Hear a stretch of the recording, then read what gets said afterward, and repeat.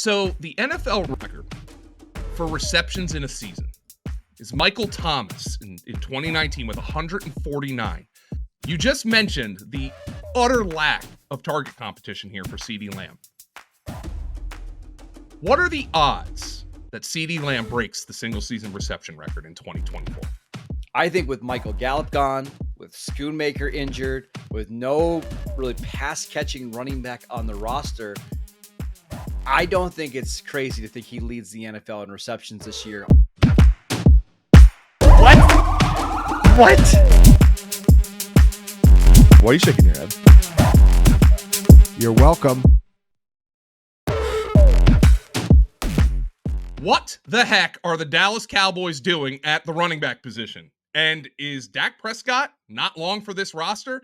It's the Franchise Focus series here at Fantasy Points. We're talking to Marcus Mosher of the Locked On Cowboys podcast. Make sure you like this video and subscribe to the channel for more Franchise Focus content.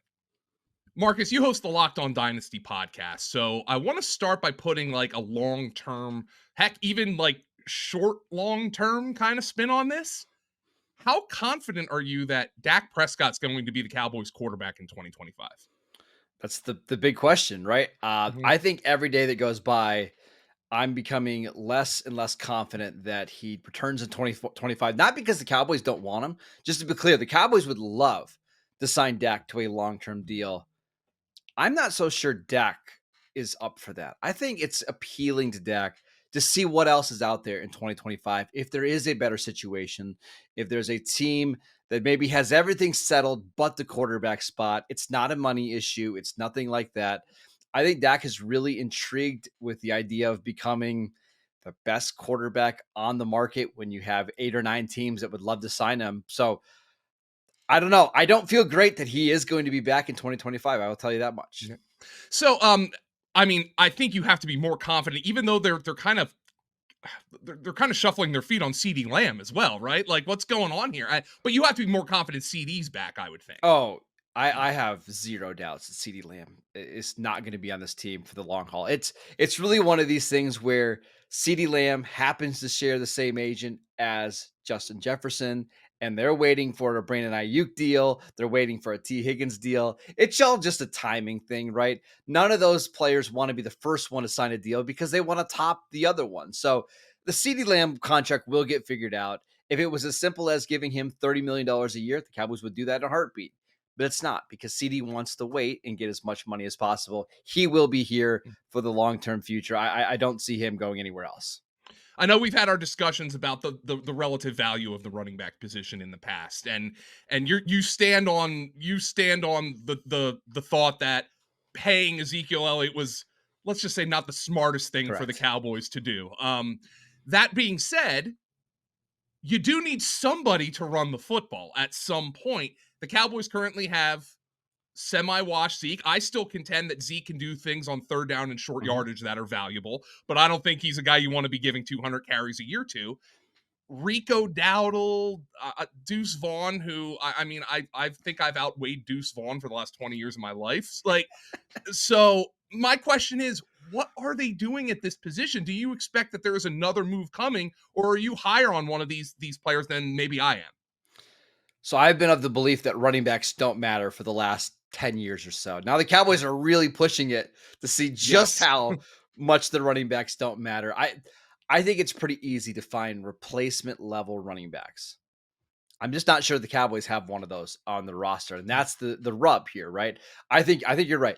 Zeke as a pass blocker on short yardage, goal line, and then a couple carries here or there a game, it's fine. I actually thought he was pretty decent with New England last year. Agreed, I do too.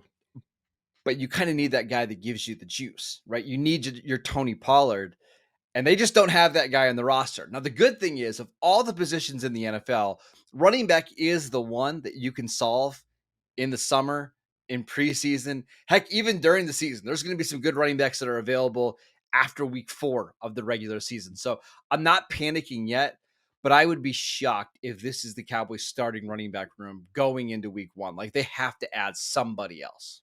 For somebody who's unfamiliar with Rico Dowdle's game, and obviously if you're doing best ball drafts, even startup dynasty drafts as you do, he's somebody who's probably getting a little bit of juice because people are asking, like, what else do the Cowboys have? What is Rico Dowdle's game? And is it something that in maybe a 99th percentile outcome can contribute to the Cowboys winning football games this year and to your fantasy team? Yeah, the Cowboys love Rico Dowdle. Let's just make that clear at the top. But the reason why he hasn't got more run before the 2023 season has been injuries. He suffered a pretty gruesome neck injury in 2022, caused him to miss the whole season. In 2021, he had a knee injury. He's just been somebody that's every time he's looked good, there's been an injury that's followed, and he hasn't been able to overcome that. In 2023, dealt with a knee injury, managed to play most of the season. The Cowboys really like him again, but I don't know if they feel like he can be the guy because of all of this injury history. They only gave him a 1-year deal, which was basically the vet minimum. I think they would like to have him be like the second or third guy in a backfield, and whatever they get from him is great. He is a between the tackle grinder who actually has a little bit of explosiveness when he gets to the second level. Not overly dynamic as a receiver, not a great pass blocker, but between the tackles, you want the upgraded version of Damian Harris, like that type of player. Yeah. That's Rico Dowdle. I expect him to be a factor into the backfield, but he's not going to be the player that leads this team in touches. Or at least I would be shocked if he did. We like to spin these videos and we like to be able to come back to them a little bit, when we're discussing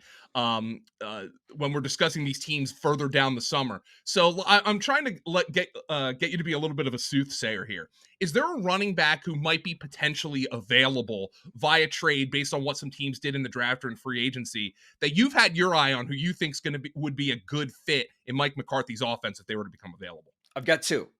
First one is Khalil Herbert with the Chicago Bears. He's in the final year of his deal. They have Roshan Johnson. They went out and signed DeAndre Swift in the offseason.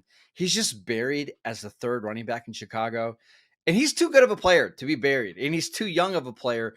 I think if the Cowboys can get him for like a late round pick swap, he would instantly be the best back on this team. He would give them some dynamism on offense. So that's the number one target for me. The second one doesn't get me quite as excited, but I'm curious to see what happens with Miles Sanders with the Panthers. They obviously traded up for Jonathan Brooks. Sanders got benched basically after week 5 last year. They've added Rashad Penny. They brought back Chuba Hubbard. I think Miles Sanders, even though he's not the most exciting running back, would be an upgrade and wouldn't cost you anything because the Panthers might have to just release him outright.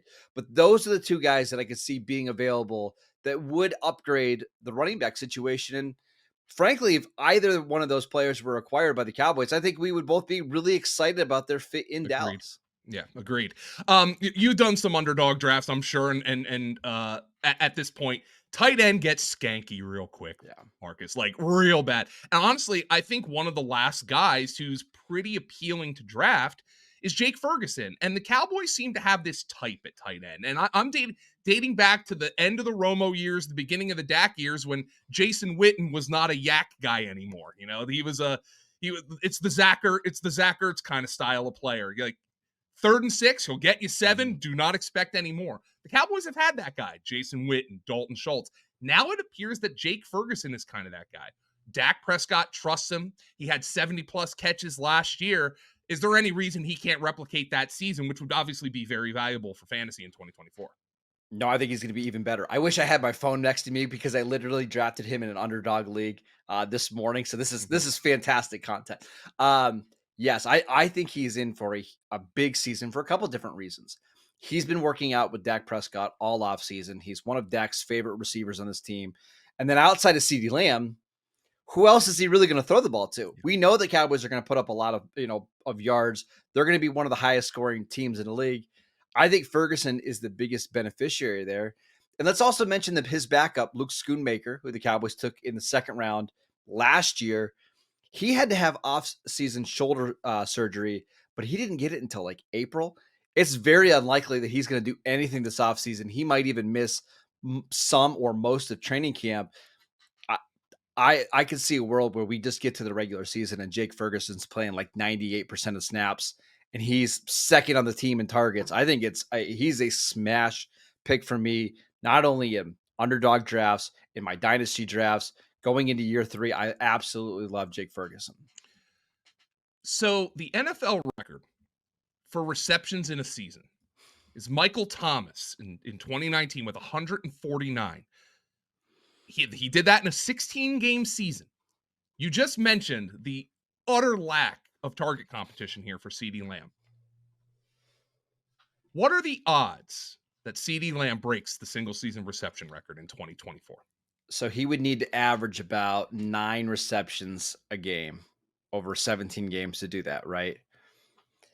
It sounds high, but if you look at CeeDee Lamb's production after week 5 last year, I believe week 5 was when they played the 49ers. CeeDee Lamb went to the front office, not publicly, which I really admire, and said, hey, I think if you can use me in this way, I think our offense can be better. And he was right. If you look at the stats after week 5, he blew everybody out of the water in terms of production. He was averaging like 8.5 receptions a game. I think with Michael Gallup gone, with Schoonmaker injured, with no really pass catching running back on the roster, I don't think it's crazy to think he leads the NFL in receptions this year. 150 catches is quite a lofty goal.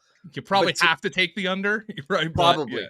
But I will say this. I think he's so clearly the wide receiver 1 for this year just because the Cowboys are going to use him a bunch. They have no other options. And Dak and CeeDee are one of the best pairings that we have in the league. It's the same play caller. It's the same quarterback. CeeDee Lamb is, again, in for another huge year. He's gotten better all 4 years of his career. I don't see why that stops now. We just talked about how CeeDee Lamb has very little target competition. Jake Ferguson, again, tight end, very little target competition. They don't have a running back you trust on the roster, whether to get to the second level or to catch passes. So the Cowboys still, in the Mike McCarthy, Dak Prescott, in the Dak Prescott with anyone era, this team has scored points. Who else is going to score points on this team for fantasy football? There's got to be somebody here, excepting Brandon Cooks. I think we know what Brandon Cooks' game is at this stage. Who else is scoring fantasy points on this roster in 2024, Marcus? I think it's just going to be very random week to week. It'll be a second tight end one week that catches 2 touchdowns, or it'll be a fullback like Hunter Lipke, who Mike McCarthy loves. Outside of Dak, whichever running back they get, CeeDee and Jake Ferguson, I'm just not really interested in any of the other complementary players. Now, they really like Jalen Tolbert. They think he can kind of step up into this wide receiver 3 role. But again, if CeeDee Lamb is getting double-digit targets every week, Brandon Cooks is getting 5 or 6 targets, Jake Ferguson's getting 5 or 6 targets, there's just not a lot of opportunities for anybody else in this offense. So if I had to pick somebody, I would pick Jalen Tolbert, but I don't feel good about it. I would not recommend chasing him in your dynasty leagues or in your 2024 redraft leagues at all. Those of you who listen to my content know that I love what I call narrow fantasy teams that take no analysis every week. You just know who's getting the ball. Well, once the Cowboys trade for a running back, which we expect, we know who's going to be getting the ball on the Dallas Cowboys this year. That's fantastic. But make sure, if there are any updates to that, you check out Marcus Mosher and the Locked On Cowboys podcast. He also does the Locked On Dynasty podcast. Oh, and by the way, if you have Raiders questions, he can handle those too as the managing editor of the Raiders Wire. Marcus Mosher at Marcus_Mosher on Twitter. Marcus, thanks for joining me on this edition of the Franchise Focus. We're wonderful having you, and we'll talk to you again soon. Of course. Thanks, Joe. All right. Thanks, everybody. Make sure you like and subscribe this video for more Franchise Focus. Take it easy, everybody.